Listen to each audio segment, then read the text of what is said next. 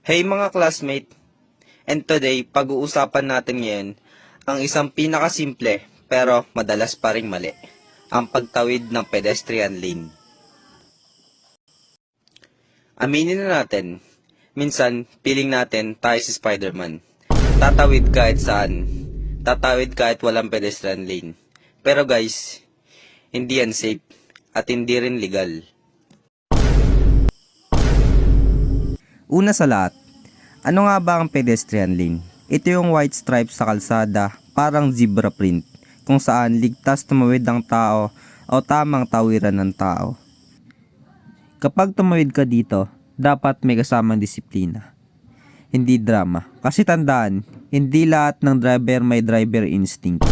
Hindi nila alam na bigla kang susulpot. How to cross properly. Simple lang, huwag kang magmarites sa gitna ng kalsada. Ang bangis! Ang bangis ni May! Masarap!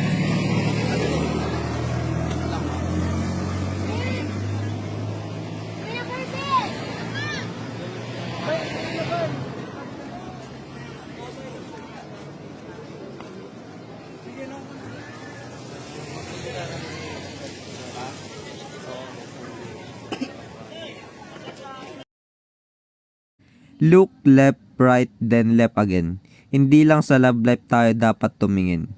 Pati sa kalsada din.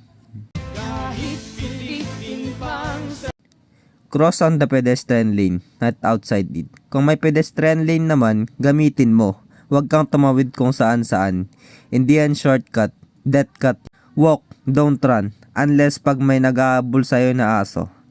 Pero seriously, walk calmly. Kasi pag tumakbo ka, baka ma-misjudge ng driver ang galaw.